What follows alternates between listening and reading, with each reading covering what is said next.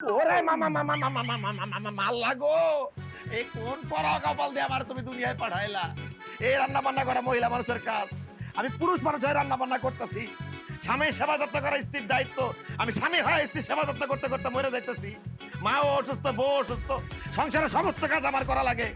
এ খোদা, তুমি কি উপরে বসে বসে তামাশা দেখতাছো? তুমি আমার উঠা এলো।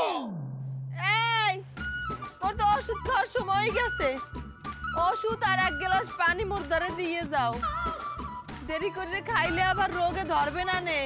এই বান্দির ঘরে বান্দি, খবরদার তুই একটা কামের কথা কবি না। তুই যদি আমার আরেকটা কামের কথা কস, একদম পাড়া দিয়ে গলা মেরে ফেলামু কইলাম। তোমার মোহের কথা, মনের কথা না। মুই তো জানি তুমি মোরে অনেক ভালোবাসো, তুমি মোরে জীবনেও মারতে পারবা না। ভালোবাসতাম, তুই অসুস্থ হওয়ার পর তো সেবা যত্ন করতে করতে সব ভালোবাসা শেষ হয়ে গেছে।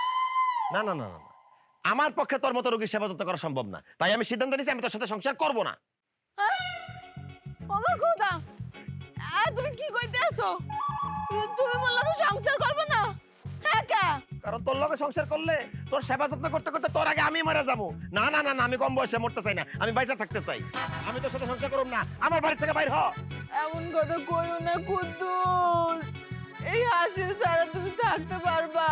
অবশ্যই থাকতে পারবো, কারণ এখন তুই তার হাসি নাই। তুই সারাদিন যেভাবে কাশাকাশি করস, তুই হাসি থেকে কাশি হয়ে গেছস। তোর এই কাশির আওয়াজ আমার কান ধান্দা হয়ে যেতেছে, আমার আর সহ্য হইতেছে না। বাইর হ বাড়ি থেকে।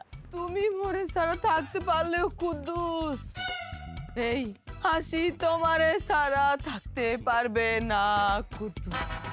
ঠিক আছে, মুই যেহেতু রান্না বাড়া করতে পারি না, মুই যেহেতু তোমার কোনো সেবা যত্ন করতে পারি না, তোমারে যেহেতু ভালোবাসা দিতে পারি না, তাই তুমি আরেকটা বিয়ে করো।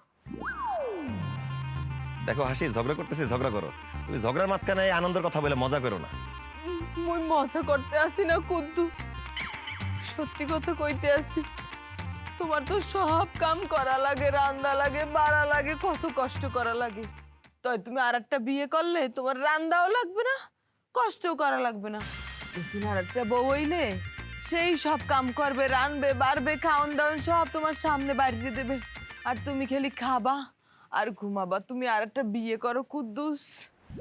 আল্লাহ, সত্যি কইতেছ হাসি, আমি আরেকটা বিয়ে করবো? সত্যি কইতেছি, তুমি আরেকটা বিয়ে করো। তুমি আরেকটা বিয়ে করিয়ে বউ আনলেও মোর কোনো আপত্তি নাই। তাও তুমি মোরে এই সংসার ছাড়ে চলে যাইতে কইও না কুদ্দুস। তোমার সংসারের এক কোণায় তুমি আমারে পড়িয়ে থাকতে দাও। আরে এক কোণে পড়ে তুমি ভুলে গেছো, আমাদের দুইটা ঘর আছে। এক ঘরে তুমি থাকবে, আর ঘরে নতুন বউ থাকবো।